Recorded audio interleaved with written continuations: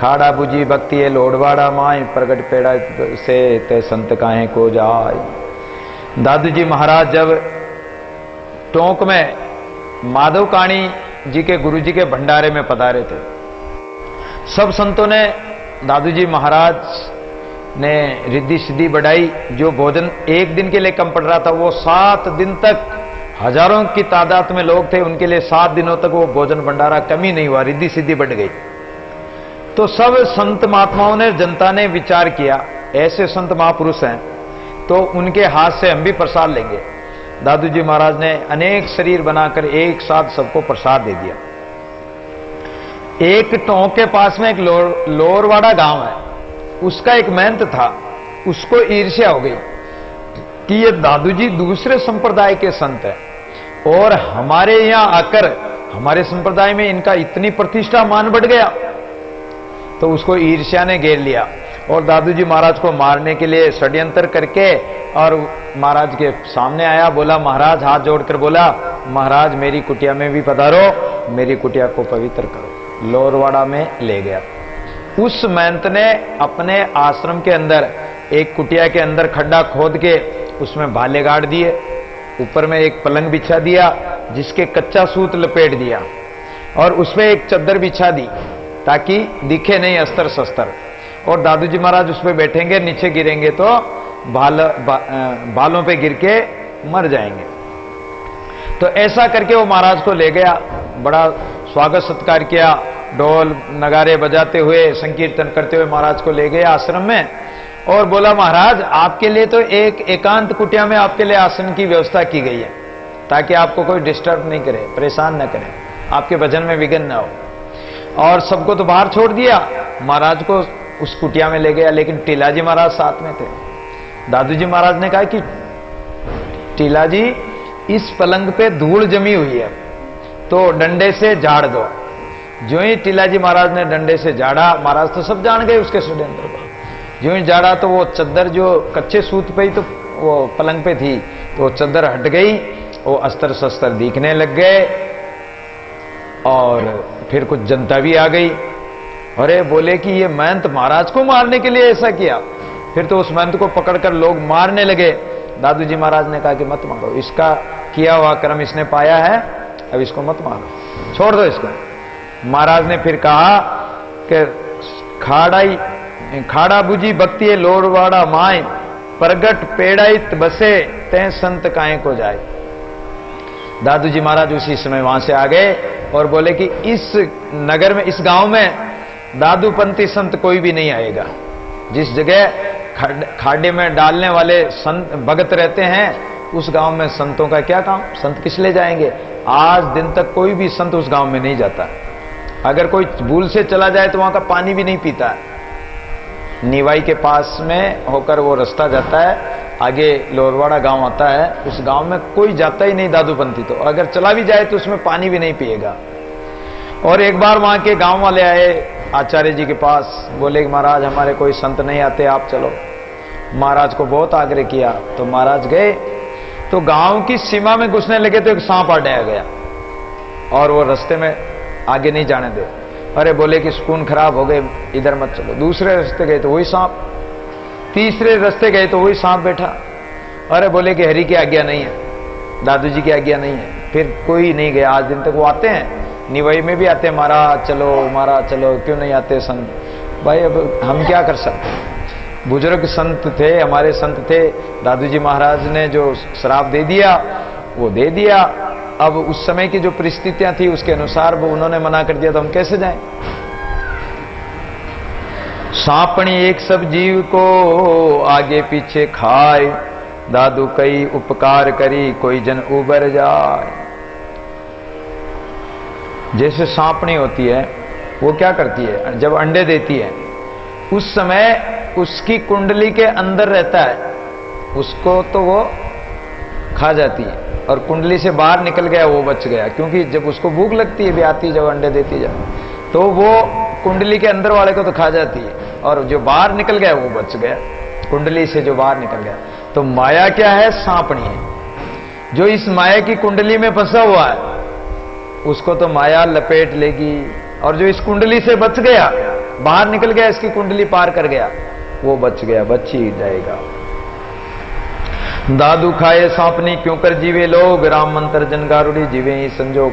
और माया रूपी सांपनी जिसको डस लेती है तो उसका बचाव, अगर कोई गारुड़ी आ जाए, जो जहर उतारने वाला कोई गारुड़ी आ जाए और मोरा से वो जहर उतार दे, जब तो व्यक्ति बच सकता है। कोई संत रूपी गारुड़ी आ जाए, तो गुरु रूपी गारुड़ी आ जाए तो बच सकते हैं, बाकी बचने का कोई उपाय नहीं है। दादू माया कारण जग मरे पीव के कारण कोई, देखो ज्यों जग प्रजले निमसने न्यारा होई। माया के कारण सारा संसार जल रहा है, उसके माया की जाल से, ज्वाला से। पीव के कारण कोई, परमात्मा के लिए तो कोई विरला ही होगा जो परमात्मा के विरह में जले। देखो ज्यों जग पर जले निमसने न्यारा होई। संसार तो जल रहा है माया के लिए, लेकिन परमात्मा के लिए जलने वाला तो कोई विरला ही होगा। काल कनक अरुकामनी परियरिन का संग, दादू सब जग जलमुआ ज्यों दीपक ज्योति पतंग है। इसलिए ये कनक कामनी, इनका त्याग कर दो, क्योंकि ये काल स्वरूप है। दादू सब जग जलमुआ, इस कनक कामनी के चक्कर में सारा संसार जलकर मर गया है।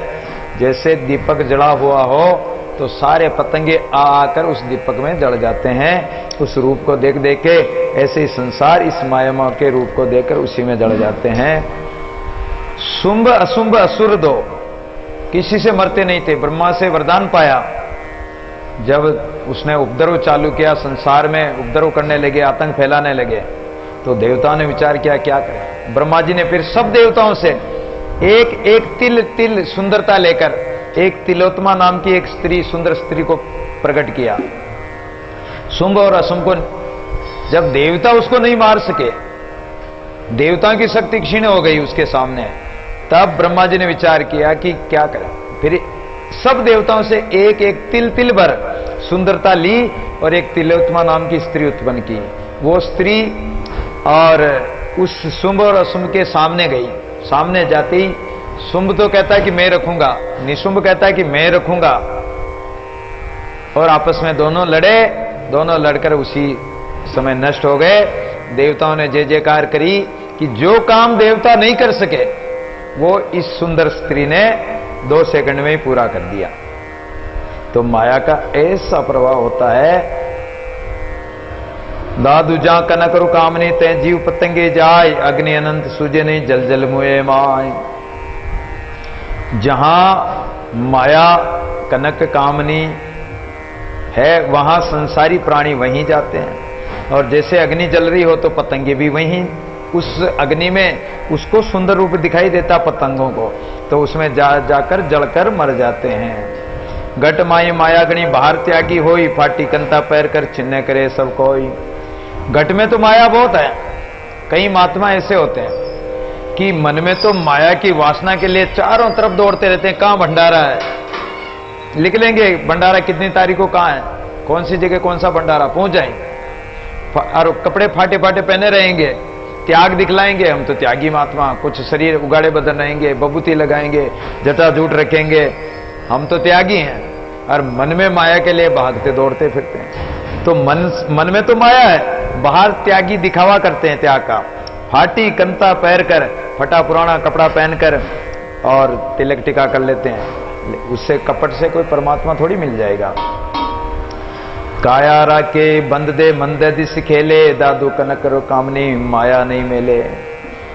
शरीर को आप रोक लो कोई बात नहीं, लेकिन तुम्हारा मन यदि दसों दिशाओं में माया मोह में खेल रहा है, कनक कामनी माया मोह में जा रहा है, तो मन जा रहा तो तुम बच नहीं सकते हो। मन से भी मनसा पाप भी तो होता है। दर्शन पैरे मूंड मुनावे, दुनिया दीन त्याग दिखलावे। मन सो मीठी मुख सो खारी, माया त्यागी कहे बचारी। कई त्यागी ऐसे होते हैं, दर्शन पहनते हैं, कोई कानों में कुंडल है, कोई वो एक कुड़क पहनते हैं, कोई क्या पहनते हैं, कोई मूंड मुंडा कर गोटम गोट होकर, और शरीर पे तन का तार, मतलब कपड़े का तार भी नहीं रखते हैं, दुनिया को त्याग दिखलाते हैं। लेकिन उनके मन में तो माया मीठी लग रही है और मुख से त्यागी बन रहे हैं, त्याग बता रहे हैं। माया त्यागी कहे बाजारी, और माया त्यागी व्यापारी है, वो सच में वो त्यागी नहीं है। तो ऐसे पाखंड करने से वो माया से बच नहीं पाएंगे। जूं जूं मेंढा हट दूर लग पुनः फेट ले आई, ऐसे त्याग दिखाई के मूड सर्वस्व ले जाए। जैसे मेंढा होता है, मेंढा समझते हो, भेड़ का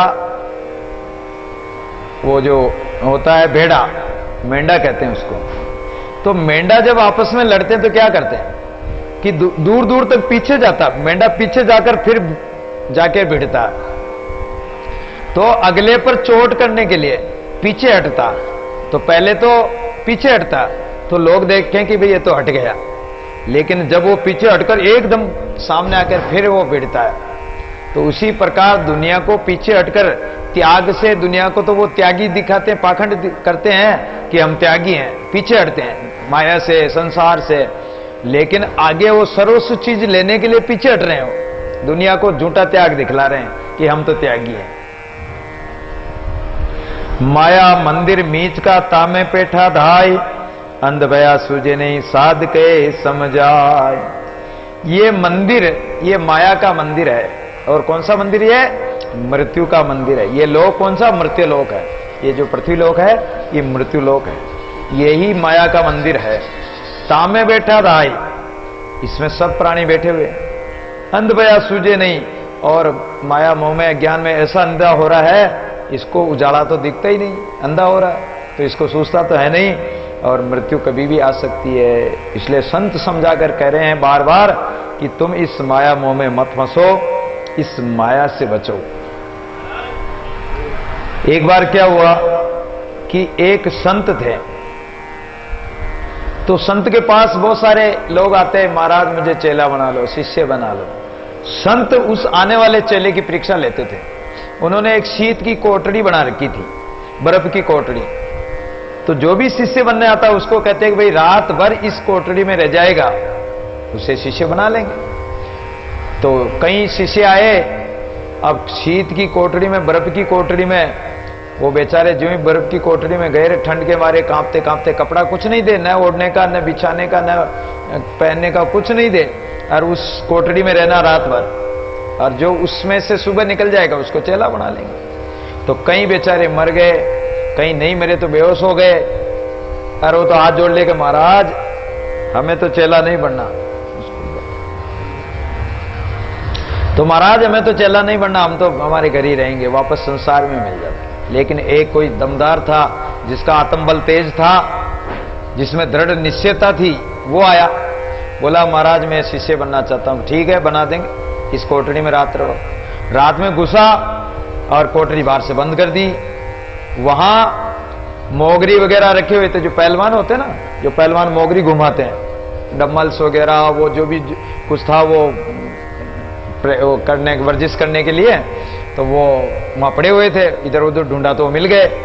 उसने सोचा कि इस कोठड़ी में सर्दी से बचने के लिए एक यही उपाय है, तो थोड़ी देर मोगरी घुमा ले, उठक बैठक लगा ले, कभी वो वर्जिश करने लग जाए, वजन उठाने लग जाए। तो पूरी रात भर उसने मतलब मेहनत की तो वो उसको पसीना आ गया, और वो पूरी रात भर बड़े आराम से निकाल दी। सुबह जब दरवाजा खोला तो वो मस्त पसीना आ रहा।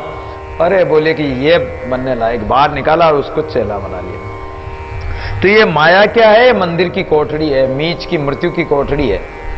और इस कोठड़ी में तो कोई जो मेहनत करने वाला, राम नाम की साधना करने वाला, भजन करने वाला, जो भजन करके तपस्या कर सकता है, तपस्या के भजन तपस्या साधना करके और इससे बच सकता है, बाकी बचने का कोई उपाय नहीं। और वो शीत कोठड़ी में ठंड से, माया की ठंड से एक दिन ये मर जाएगा। इसलिए कनक कामनी तय जीव पतंगे जाए, अग्नि अनंत सूझे नहीं जल जल मुए माय। और ये अग्नि में जल जल कर जीव रूपी पतंगे और नष्ट हो जाते हैं। तो इन माया के वासना को त्यागना है। संसार में रहते हैं, संसार के कर्म निभाओ, लेकिन नियमता, संयमता, मर्यादा हो, और उसमें आसक्ति राग न हो। जैसे नाव पानी में रहती है, लेकिन पानी के बिना नाव चल नहीं सकती, पानी में ही चलेगी। तो जीव संसार में रहेगा, संसार के बिना कहां जाएगा? जहां जाएगा वहीं संसार है। तो रहना संसार में, लेकिन संसार से ऊपर रहो नाव की तरह, कमल के फूल की तरह निर्लेप रहो, उसमें आसक्ति मत करो, फंसो मत, और राम नाम में अपना चित्त लगाओ, ताकि मन माया में जाएगा ही नहीं और माया से सहज ही बच सकते हैं। माया कंग में दादू जी महाराज ने बहुत ही सुंदर सुंदर दृष्टांतों द्वारा और शब्दों द्वारा हमें माया का स्वरूप बताया। दादू जी महाराज का ये उद्देश्य नहीं है कि तुम घर परिवार में मत रहो, घर छोड़ दो, त्यागी बन जाओ, स्त्री पुरुष ब्याह शादी मत करो, ऐसा कुछ नहीं है। संसार में रहते हुए भी और भगवान की भक्ति करो, नियम से, मर्यादा से, संयमता से, और अपने जीवन को बहुत सरलता से, शांति से, प्रेम से जियो। संत यही बताते हैं कि जीने की कला क्या है। जीते सभी, पशु पक्षी भी जीते हैं, जानवर भी जीते हैं, सब जीते हैं, मनुष्य भी जीते हैं। कोई रोते हुए जीवन बिताता है, क्लेश में जीवन बिताता है, कोई शांति से, प्रेम से जीवन बिताता है। तो समझ समझ की बात होती है। एक विचार से तो कोई नुकसान भी हो गया तो चलो परमात्मा की ऐसी इच्छा थी, हो गया, कोई बात नहीं, उसमें दुखी नहीं होंगे, रोएंगे नहीं। और कोई ऐसा होता है कि थोड़ा सा नुकसान हुआ, उसमें क्लेश कर लेगा, लड़ाई झगड़ा, अरे क्षमा भी तो कर सकते हो। किसी से कोई अपराध हो गया, कोई नुकसान हो गया तो क्षमा कर दो, अगला व्यक्ति अपने आप ही दूसरी बार नहीं करेगा। और लड़ाई झगड़ा करोगे, उसको डांट फटकार करोगे तो वो दूसरी बार क्रोध में और भी कुछ कर सकता। तो इसलिए संयमता से, शांति से, प्रेम से जो जीवन आनंदमय जीना है, तो संतों की शिक्षा लेकर संत शास्त्र के अनुसार अपने जीवन को जिए तो बड़ा आनंद प्राप्त होगा और जीवन सार्थक हो जाएगा। इसलिए आइए एक भजन के माध्यम से हम उसी भाव को